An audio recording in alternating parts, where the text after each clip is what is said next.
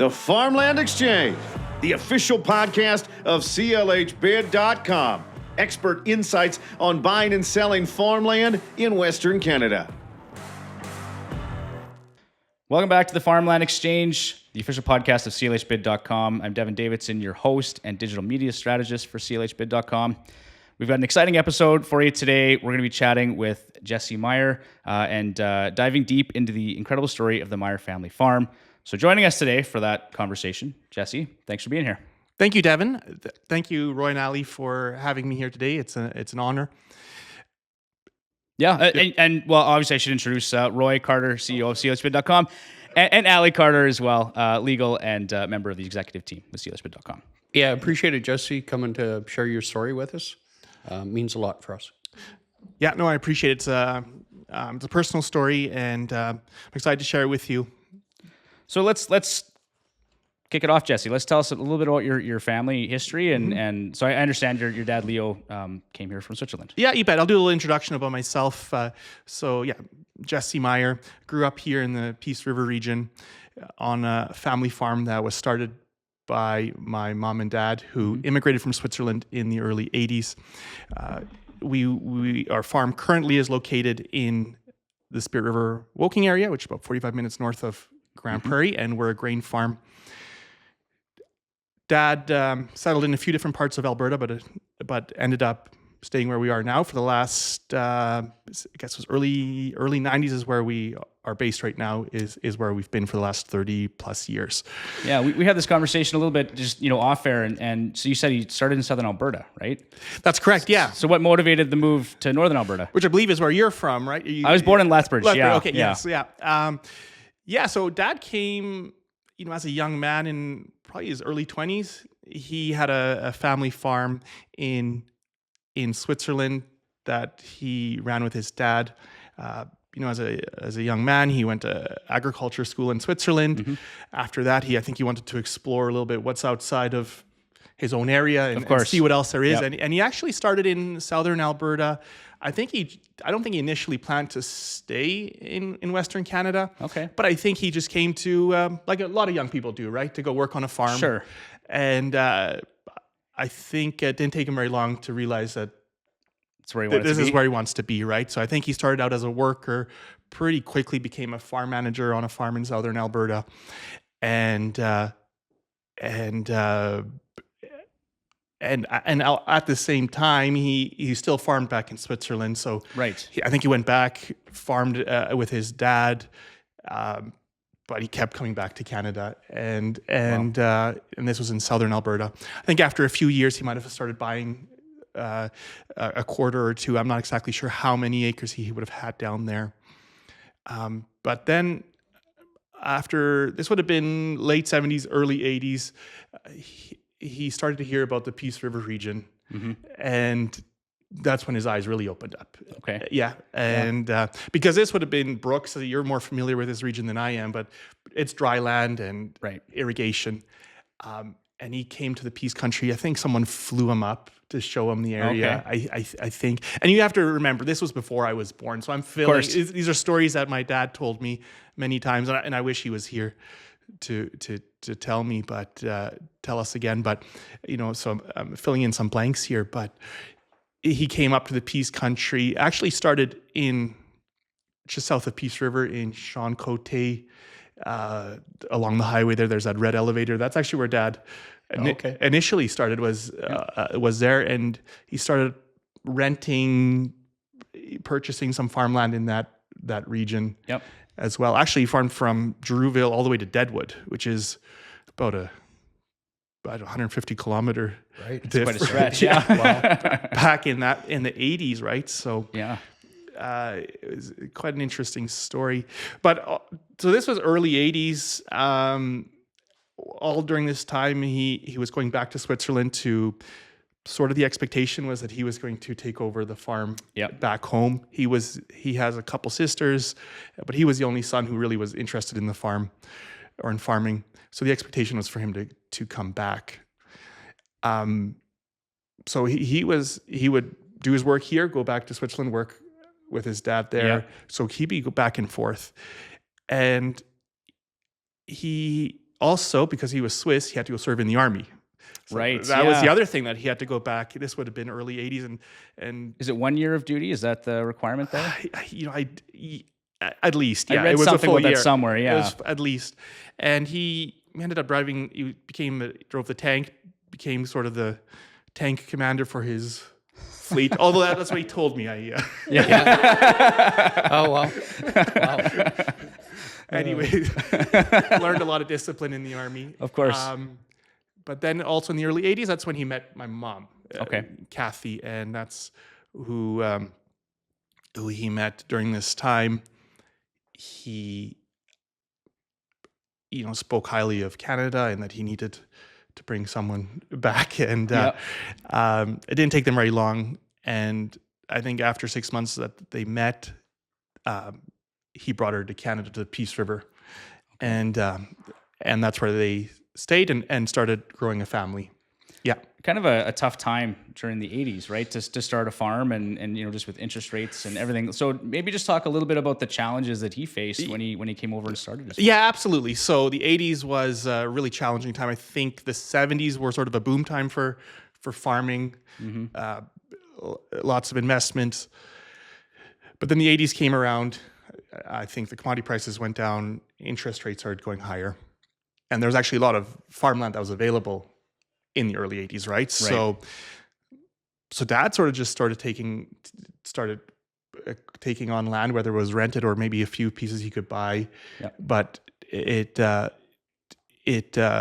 was an opportunity for him to start growing a land base. Mm-hmm. But that was a huge amount of risk, right? There was a lot of land available because there wasn't a whole lot of money in farming. High interest rates and, right? and all the rest of it. And so Dad took on, I would assume, a fair bit of risk. And he was as affected as anyone as the interest rates started going up, and which was a really challenging time for him, which, lasted for many, many years. Yeah. So how did he manage all of that, right? I mean, new family, new area, you're trying to start this farm. Like, do you remember any key decisions he made or things that were strategic or how did he keep things afloat? Yeah, it's a good question. I mean, I think he was just like an eternal optimist. I don't know if he really had any specific strategies. He just knew that the farmland in Western Canada and specifically the Peace region there was tons of opportunity, and he took on land when no one else would, and unfortunately it didn't always work out, right? Like we did end up having to relocate from the Peace River area to where we are now, just so we had to sort of restructure some things. But he tried again, right? If it didn't work, he tried again, and I think he learned from whatever you call them, mistakes. I don't know if you would even call that, but opportunities, learning opportunities. Almost like what you and I were talking about yesterday, Devon, where it's like, and when you said he was an eternal optimist, just believing that there's ebbs and flows in it always, especially with farming. And it's like believing in the good. There's, especially right now, like so much news that's out, and you could really be down and just thinking that the sky is falling and everything's bad. But it's like there is a silver lining, and we will go back up. And so I think that's beautiful that you just said your dad that was his tactic. He was just believing that it would, come around again, and that he was there to try again. Yeah. I think that's really special. Yeah. And I didn't know your dad until later, but certainly he was, I'd certainly heard of him and sort of going against the flow. Where, I was farming, later when you set up again in the Woking Spirit River area, I kind of farmed 20, 30 miles from you guys. I would drive past your crops and kind of past your farm, and it was different, right? You could see you guys these are the crazy Swiss kind of doing stuff different, but it was like not crazy in either, right? They'd have fall rye and rye crops when dry years that you were going on moisture from over the winter and just doing stuff different, right? But you had people talking, and in the 80s there, pretty much you could buy any quarter for $16,000. Or 100 an acre that people were walking away from. And, the old consensus of contrary opinion, like Ellie talks about being positive in that's good. but you also got to have the tools in your toolbox, right? Or it ain't going to work out. You can go in rose-colored glasses as long as you want, but you better be able to back it up when the rubber hits the road. And, from an outsider, I think that's what your dad was able to do. And, another one is, when you get bucked off, get back on. And, focus and discipline are big in business from what I see. And it seemed like Leo Meyer was the king at that. Like, he didn't take his eyes off his goal. I don't know if that makes sense. No, but absolutely. Super disciplined in everything. Yeah. Everything that he did and work ethic, right? And maybe some of that even focused. come from the army or... well, that's right. I mean, it's sort of a Swiss characteristic to particularness and discipline and all of that for sure. And the army too. Yeah, that a lot of that comes from that background.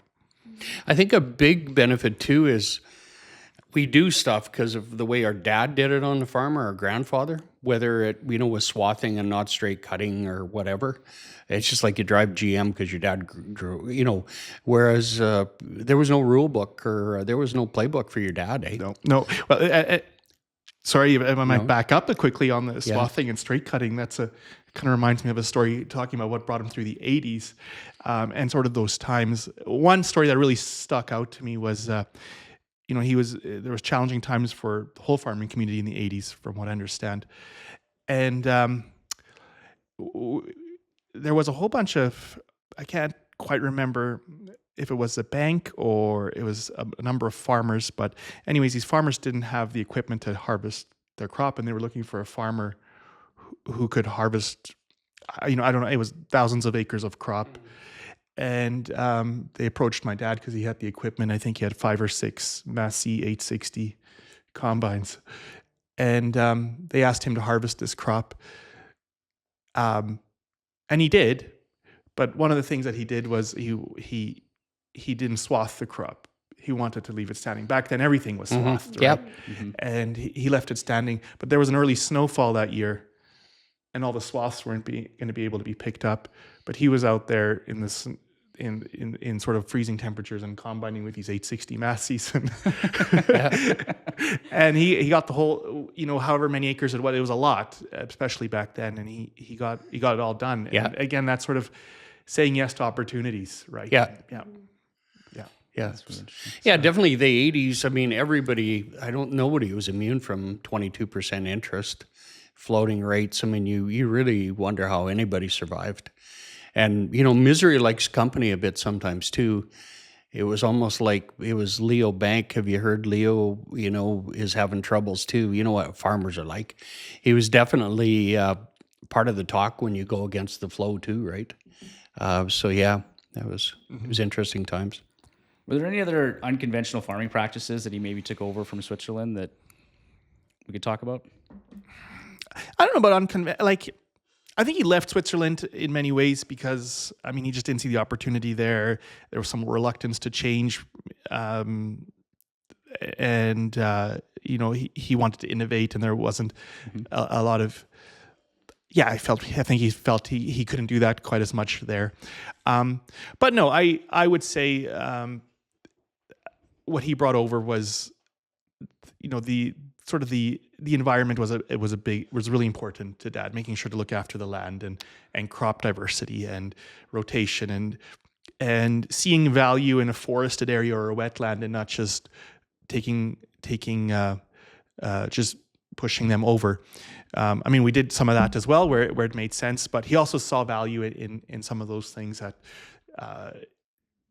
that really are, those things are being talked about today, that, hey, maybe leaving that tree bluff for beneficial insects is a good thing to reduce your insecticide use, right? Talk about international perspective and influence on how farmers approach land ownership. Well, I think that's a good question. I did think of that.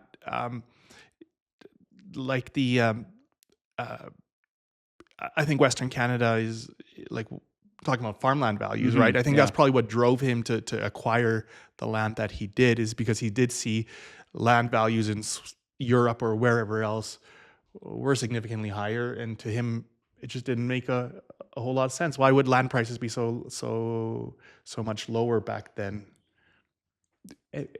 compared to the production, right? So I think having that perspective is Yeah. So did that perspective influence his the way he approached things in terms of risk management, would you say? I don't think the international aspect did. I think just sort of having the challenges that he did here helped him understand what the risks are and how to manage that. Okay. Yeah. Kind of want to move on to renting land as a foundation for farm growth. So many farms, including yours, started renting land before expanding. How did your father approach securing land leases in early years? So yeah, I for a long time, I think until the mid 2000s, people were asking my dad to rent the land. They didn't have other farmers who were interested. Right. And so, boy, times have changed. Yeah, totally. Yeah. Right. Literally, I mean, I remember as a little boy, people would drive into our yard, and would say, "Is your dad here? We have this land, and nobody wants to farm it." Okay. Right. And Interesting. and my dad always kind of said yes. I know my mom actually had to push some people away because she didn't want anymore. Because dad would never say no.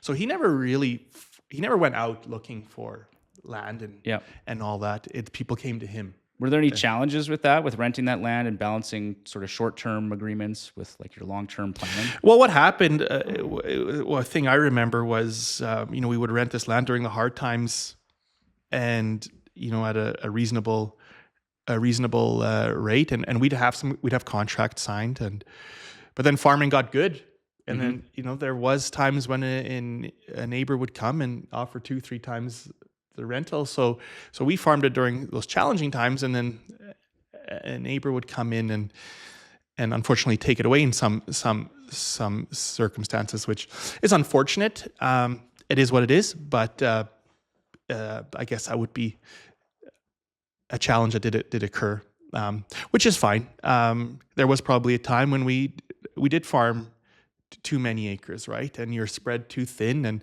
and because of that eternal optimism, it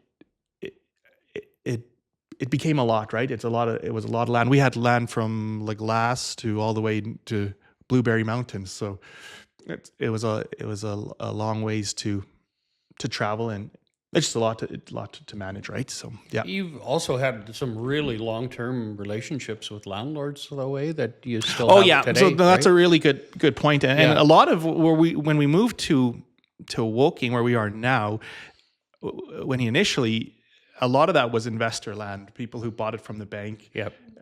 People from overseas who bought it, wanted someone to manage it. Again, they didn't have anyone back then. They had this land, but no one wanted to farm it. And dad would come and basically manage it. But he didn't own it. He rented it. And I know there's one specific piece. You might know that Moore Place. Right. Yeah. And that's where they just rented that house for quite a few years. But this beautiful section of land that's sort of up in the hills, and I know dad said, could we buy this? And the guy who owned it said he would never sell it. Well, a few years later, some things changed, and he did end up selling it, and we were able to buy it. But so we had excellent relationships with many of our renters, and we still do now. Like, we still rent a good part of our farm. In fact, some of the land we rent now, we used to actually own. But again, through some challenges that were faced, we had to sell some, and we rent it back. And it works fine. It's an excellent. We have a good relationship with that, and it's a good way to run our farm. And from a cash flow perspective, it might make more sense to rent. I was just going to ask in terms of having that flexibility when you want to make a change, right? Absolutely, yeah. I mean, to buy a quarter versus renting a quarter, really financially, it might when you look at the interest rates, renting makes more sense. But that doesn't mean we want to. You have to be strategic on your land purchases too, right? For sure, yeah. One thing we definitely want to talk to you about was your dad was ahead of his time when it came to growing winter cereals, right? So Alle and Mike and I were reading an interesting article this morning, talked about just that. Maybe talk a bit about that and kind of what led him to experimenting with those crops. Yeah, no, that's a great question. It's a huge part of our farm is the winter cereals. And a lot of these things, the innovation, weren't really, they came out of necessity, I would say, right? There was a problem he thought of, and these were really solutions. So the winter cereal started really wet because where we're located, we're sort of in the hills. We have some variability in weather. The snow can stay around a little bit later in the spring. We can get frost earlier on in the fall, or even we can have snow there while further down a few miles away there's no snow. So that caused issues where we had issues planting in the spring. It was too wet, or it got delayed and we were planting crop late, or on the fall time we weren't getting the crop off, or it was getting rained on and poor quality. So we started growing winter crops to start managing that risk, getting a good proportion of our farm seeded in the fall, which took a lot of pressure off in the spring for seeding, helping us do a better job on our spring seeded crops like canola. And then also in the fall time again, we were able to start harvest a few weeks earlier, and which is really, really beneficial. Which also spreads out our equipment, right? So you can usually run one less combine. You're doing a better job of seeding and getting things in timely, which is super important for especially here in the Peace River region. So those things were really the drivers behind that. And today it's a huge part of our farm. About 20% of our acres are winter cereals, primarily winter wheat, and then fall rye, which are still continue to be a very important part of our farm. We were chatting this morning, like I said, and we were just really curious about what were some of the challenges logistically in seeding in September and harvest is going on. You know what I mean? Like, do you spread yourself a bit thin sometimes? I think when you initially start, yes, it's sort of a mindset change. You're like, well, we should be seeding, and that's what a lot of farmers probably struggle with, because winter cereals are still a pretty small acreage here. And but really it's about changing your mindset, right? Being prepared for that you're going to be doing that. So we know the first 2 weeks we're going to be seeding, and we better have the fertilizer in the bins. We better have the seed lined up. Yep. We better, the drills better be ready end of July before we start combining. Yep. And ready to go. So for us, and then the other factor is, in those first couple of weeks, you really have a kind of a 2, maybe 3 week window to get your winter cereals in. And almost every year you sort of do have a bit of a break where you're waiting a few days for the next crop to be ready, or it might be a little bit wet in the morning, so you go seeding, and with the air seeders now, you can get a lot of acre seeded in a few days, right? So it's just about being prepared, but that took a few years to learn, right? And now you kind of understand the workflow and how that. Absolutely, yeah. And we learned about how to grow it, right? There's probably a few years where we seeded it maybe a bit late, or maybe even a bit too early. So we've really found that sweet spot where it works fantastic, right? But that's kind of trial and error. Again, it's a pretty small window, right, in terms of the seeding and it is, yeah. To do a good job, because you can plant it too early, and we've done that where you go sort of, let's get it done before harvest really takes off, where we have some summer fallow fields that weren't seeded in the spring. But then the problem there is the elk and deer really like it in the winter and graze on it. So there is a window there that is optimum. Okay. What lessons did your dad pass down about the importance of diversifying crops and looking for niche market opportunities? Anything else that you can talk about there? It's all about risk management. Yeah. Okay. I mean, we've had actually really since he passed away in 2020, we've had pretty good harvests and pretty good seeding season. It hasn't been that wet. So we're like, well, not that we're at all thinking about changing anything, but we've seen those years where it's challenging, and he reminded us that it can change, and it most likely will. We will have a wet spring or a late harvest or a snowed on crop, and just like, don't forget about that, right? Because that can happen very quick and really affect your farm. For sure. Obviously, your dad was an innovator and a forward thinker, and so how has that influenced you and your siblings, and how do you guys kind of apply that to the farm today? Is there anything you're always looking at and thinking about? Oh yeah. So Dad engaged us from a very young age on the farm. He always kind of made us think big picture. We're always looking for innovative things to bring onto the farm. I mean, things are changing so quick right now, especially on the technology side. The things that we're going to innovate on are going to be different than what Dad innovated on. I'm thinking about artificial intelligence, stuff like that, things I don't really know much about yet right now, but I think we're going to have to understand pretty quick, sort of play around with things like that. Those are it's just an example. But our focus also has been just to kind of continue to build and improve on what Dad did, right? And not make too many quick changes, right? Right? Because we've made some improvements, and I think the farm's going well. But yeah, you just you want to build on that and make tweaks here and there, and start incorporating things on your farm. Yeah. Roy, we were chatting earlier about people making decisions that might have been perceived as crazy, and sometimes that's the right path to follow. Was there a time for you, Jesse, where your dad maybe went against conventional wisdom and it paid off for him? Like, is there a story you could tell us or an example? Yeah, I was thinking about this question, and I don't know if I can think of anything specifically.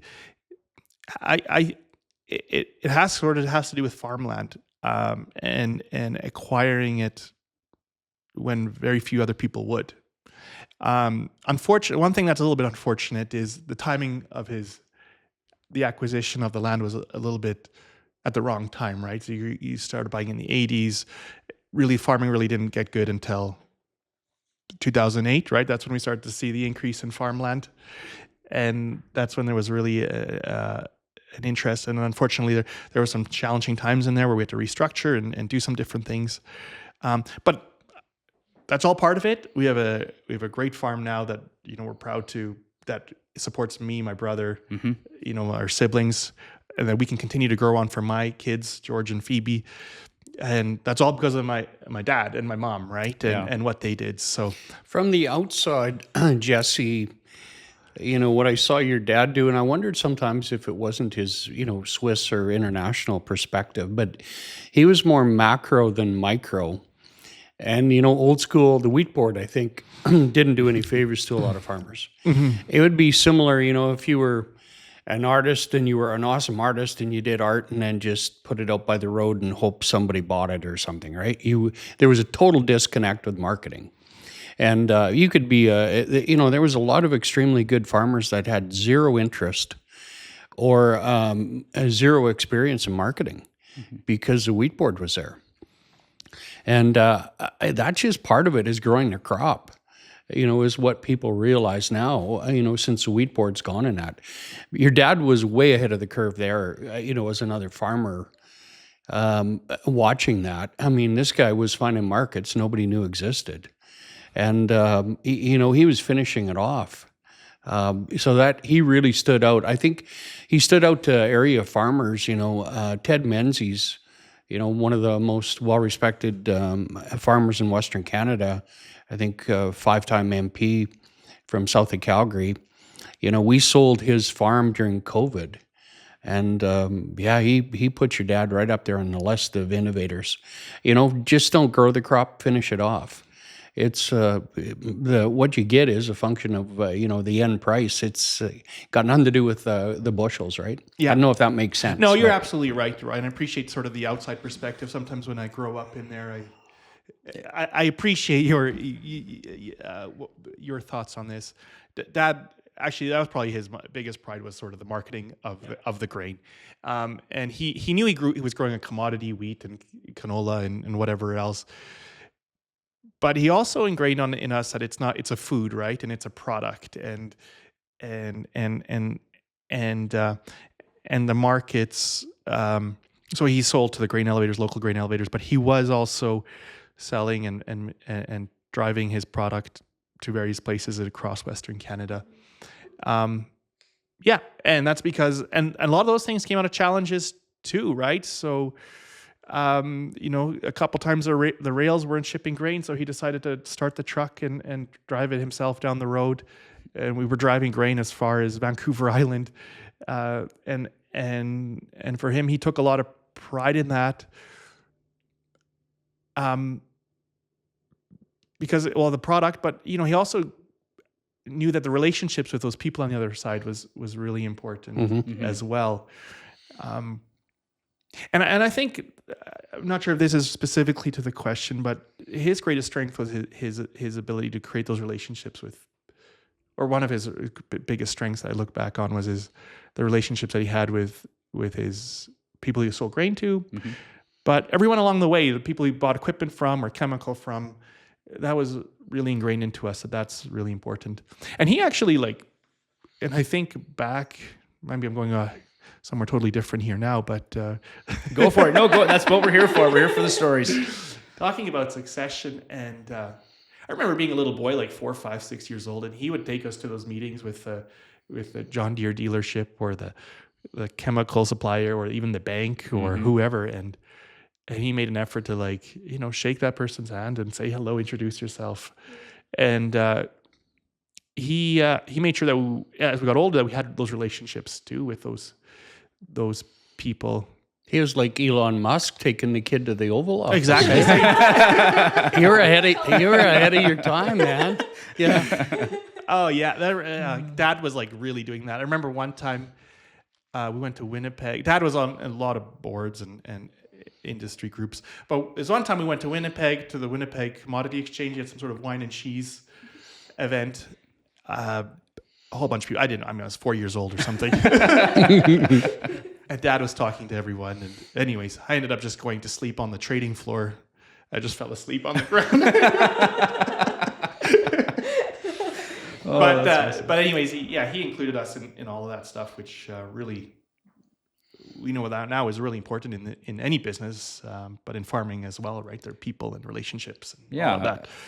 Yeah. I know that too, maybe you want to touch on, because you briefly did the relationships. I know your dad, we've kind of talked about it, really valued the people who believed in him, especially when it was tough times. And he didn't forget those relations when times got better and maybe there was other options out there. He still utilized those relationships and valued that, like I said, they believed in him when no one else would. Oh, 100%. There's some examples, and they're pretty personal, but there's times when, Dad, whatever, he didn't get the crop harvested, and because of snow or whatever. And things got hard for him, and, he had bills to pay. And people were, whatever, owed money, and he would work with them, and he paid everything back. But I know one specific with the fertilizer retail, we had to, Dad spent, I think, just back and forth hauling fertilizer. That's how he could paid.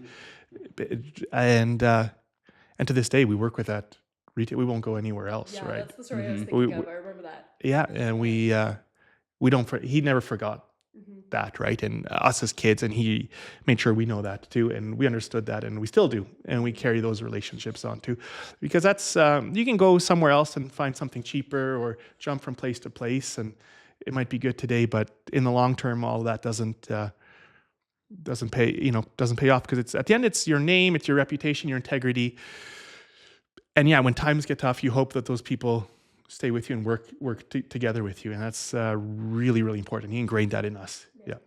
I think sometimes too, get off the couch and go do it differently, and things fall into place a bit. Like talking about fertilizer backhaul, I remember talking to him, and he'd be in his truck on the Yellowhead, Jasper, or down by Kamloops, and he'd be hauling down into the Lower Mainland. Was that, I don't know if that was oats or. That was wheat, yeah. Wheat mainly, primarily. And then, he'd pick up the fertilizer haul on the backhaul before he came home. He'd talk to him sometimes, and he'd be on the highway by Edson or whatever, going to grab fertilizer, right? And it's like, okay, he had the idea for the wheat first, but then he wanted to add another layer to it, right? And it's just doing something, right? And he was a king at that. Yeah. Yeah, he said it was just important for him to just kind of keep doing things. Yeah. So was that milling wheat then he was selling down there in Lower Mainland there sometimes? Some of it was. Okay. The primary market was it was a feed market that we had, or we still have. We're still shipping down into that area, and that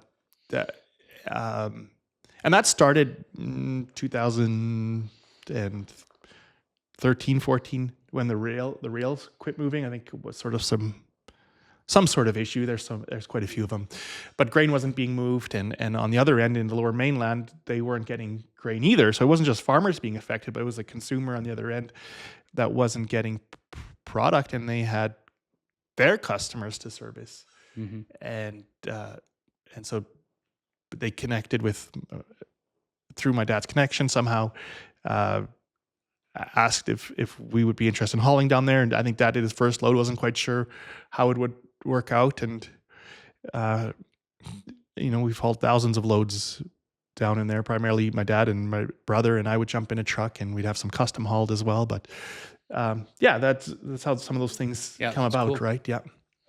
I just want to go back to the point about your dad engaging you guys early on. How important was that for you, and did it impact your career choices and your love of farming? And do you find yourself kind of doing the same thing with your own kids now? Oh yeah, I mean, I'm a farmer full time now, so I don't know. I don't know if I had a choice. For sure. No, so yeah, I got. So it's not just me also here on this farm. It's got my brother Sammy. Sammy and I run the farm together and do the day-to-day management. I've got a sister who's a high-level manager with Cargill. We've got a brother in Australia who's in the grain industry. Yep. Trades has done very well over there. And so we're all in agriculture in one way or another. Yep. And Dad, I remember going to meetings, again, as a little boy. I don't know what I was doing at meetings, but and my dad would have these debates with people, and they would challenge my dad, like, why would you want your kids to farm? It's a hard way to make a living, right? I remember like pretty clearly people saying that. My dad would always like stand pretty proudly. He's like, no, like, not exactly sure what he said, but he would defend his choice in engaging us on the farm. And, totally. And I mean, we're still figuring this story out and how it's all. We're still relatively young. I'm 33. I've been farming for 15 years, but we got this amazing farm that we can make a living on. Mm-hmm. I'm building a house right now for my wife and I are building a house on the farm. Pretty fortunate to do all of that, and that's because of what Dad encouraged us to farm and saw the opportunity, which it is. I mean, we're seeing land values have gone up significantly. We've had quite a few good years here, and with commodity prices, we'll see what the future brings. But we're gonna take it as it comes. Right? There's a lot of changes happening right now, but he engaged us, and again stayed really positive about the industry and saw the potential that it had. That was probably beneficial for you too, to see that. Well, first to hear that there are challenges, that farming isn't easy, right? Like, I just think to hear that at a young age, so you don't have this sort of romantic idea that it's all fun and games, and it is hard work. Oh, absolutely. And we saw the challenges that we had, and personally, I learned more from the mistakes or the issues that we had than the successes that we've had in the last number of years. So, and it keeps me grounded as well. Not to think that things are good just because of the decisions I make. Mm-hmm. I mean, that's really important, but there's also, you have to just be mindful of all that stuff, right? So, yeah. So I think there's a few different parts to succession. I think we lots of times think about ownership, which is, of course, really important, but there's all this other side, which is probably more important, is the management of the farm, right? It's not just ownership. It's knowing how to run a farm. That's actually the hard part, I think. And Dad did an excellent job in doing that and making sure that we could make decisions pretty early on. And he let us make mistakes too, and I learned from them pretty quickly. But the ownership on our farm, we're actually going through this right now, is how to set up our farm structure moving forward for my siblings and next generation. So we're working through that right now personally. It's two totally different things. One is the asset that appreciates in value, and the other one is to try and generate income off that asset. And they're two totally different hats there that I see. Mm-hmm. One's the management, the other one's the ownership. Yeah.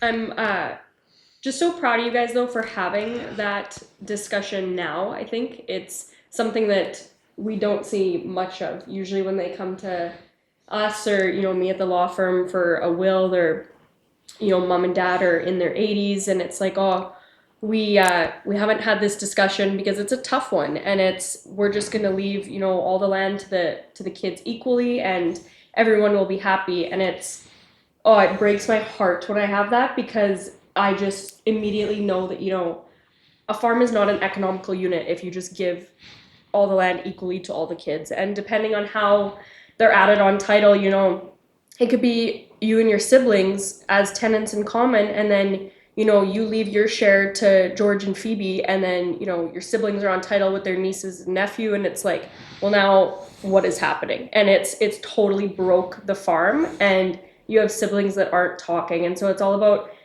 choosing your hard. And the conversations now sometimes might be really hard about, like, what are your expectations? How are we going to make this work? But it's going to be harder as your kids get older and as your siblings have more kids, and it just gets a lot more complicated. And so I think, like I said, I'm so proud that you guys are having these talks now, because it's really rare, and it's a huge decision, and it's complicated, and a lot of people don't know how to do it.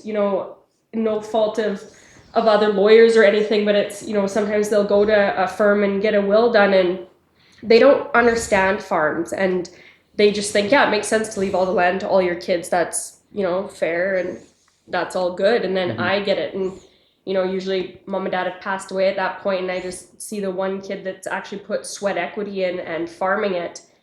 And I know what's going to happen to that farm, and it's not pretty. And so there is a lot of planning that needs to go into that. And it's not just a gift that should be secretive. Sometimes even I've seen where a young kid's farming and grandparents still own the majority of the land base. And it's like, don't assume what's in your grandparents' will, because, it might be to you, but it might also be to your, uncles and aunts. And then again, you don't have an economical unit. So it might be tough to just say, I don't expect the farm by any means, but I need to know so I can plan my own future about how this is going to go. If it is going to go to my aunts and uncles, I need to know that now so that I can be looking at land elsewhere without that expectation, because that just sets you up for disappointment down the road, I think. And something that I'm really proud that we like to do is we, love the family farm, and to hear stories like yours, Jesse, and to see farms continue on for generations. And it's like, what's fair isn't always what's equal, is what we say, especially with farms, where some kids put more sweat equity in. And so there are unique things that you can do, whether it's, adding the non-family or farming kids onto title with a personal mortgage, so that, kids that are farming, you don't have to just pay your siblings a lump sum outright. And then again, that affects cash flow and everything. So there are a lot of really unique strategies, and every farm is different. And so I think it's just important to have those conversations up front so that you guys can carry on your dad's legacy. Yeah, that's what we're trying to sort out right now too, right? And we're working with people who are guiding us through this process, and just trying to be open with each other, and trying to know what each of us wants. Your dad died suddenly. I imagine he thought he was going to be there till 95. I think so. Yeah, I think he just got a doctor checkup, and he said he was like a 20-year-old, but yeah. So crazy. It's crazy. Yeah, you don't know. Yeah, I don't imagine you had the discussion with him in advance, because he was just starting to have fun, probably. Well, I could tell he was a lot more relaxed the last few years, and our approach. I mean, we were always a team, but the last few years was really becoming a team approach. I also began to understand some of the decisions he was making, where before I would maybe get more upset with him. And I remember the last year was 2020. We had a really wet spring. The year before, a lot of the Peace Country didn't get harvested. Then the spring was really wet, so we were still harvesting and seeding. And then it just kept raining in June, and a lot of the crop got flooded out. And and I look back at that, and I'm like, well, we kind of did everything that we could have, right? And it still didn't quite. There was still things that were out of our control, and before I probably would have been upset with that and said we should have done this differently and that differently. But it was in my late 20s when I realized, there are things that do happen, right? But yeah, I wish there was some more. I don't want to sit here and say everything was, we have everything figured out on succession. And there was probably a lot of conversations I wish we did have with that and sort some more things out on the ownership structure. But that's how it is. And that's what we're working on together. Yeah. Yeah. And I think that something I learned from you kind of while you're navigating this is just like asking those expectations of everyone. You know, what do you expect from this farm? Are you expecting a share of it? Are you not? Because sometimes sometimes one of the siblings actually isn't expecting anything. So why give them, a fifth or a quarter of it? So that's just a really good question, I think, to get started. Yeah, no, it's great. Yeah. And mom is still here and she's instrumental in all of this, right? And I think you've had conversations with mom about some of this and she's pretty passionate about it. So yeah, no, those are really good points. I wanted to go back a bit to your dad's off-farm ventures. He was obviously involved with a lot of ag boards at the provincial and national level. And, how did that shape your understanding of the landscape, the industry in general? Yeah, that was really important for him pretty early on to be involved in the industry. And I think a lot of it started from he wanted to gain knowledge and a perspective and an understanding of how things worked and get to know people. I think that's how a lot of it started. And to think bigger picture. Yeah, like you said, Roy, Dad thought big picture, was really thinking 4, 5, 6 years ahead in many ways, right? So being part of these boards, he was able to understand maybe what was coming and would affect his farm, and then also to offer input on his thoughts on what the future may bring. And then a lot of this evolved, like actually Roy pointed out, was the Canadian Wheat Board. And the market freedom. He wanted to market a lot more of his own grain, and he started to really get involved in a lot of that, and was part of the Western Wheat Growers Association, one of the starters there. I think that's where he might have been with Ted. I think for sure. Yeah, and then that. And Sammy and myself are on those boards here today too. Sammy's on the Alberta Pulse board, and I'm on the Alberta Grains. And it's actually there's not very many. You go to these meetings, there's not very many farmers there, but it's sort of important to have people that are doing that work to help shape the agriculture industry and make sure that farmers have a voice on a federal or provincial level, and just to be engaged.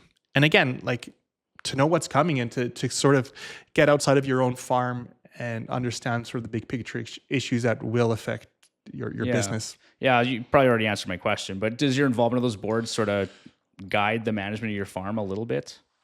Oh, for sure. It's our way of, I don't know if it has a big impact on our management of our farm, but I think it's also important to get off the farm, like for different perspectives, and practices. Yeah, like for my brother and I to learn from other individuals and then again, you can if you're not involved and are staying up to date with what's going on, you can get left behind pretty quick, and things can become a pretty big surprise pretty quickly, right? Whatever that might be. So just sort of staying engaged is important in any business, I think. But for us, it's really important. What do you think your father would be most proud of when looking at the farm today? Yeah, a few things.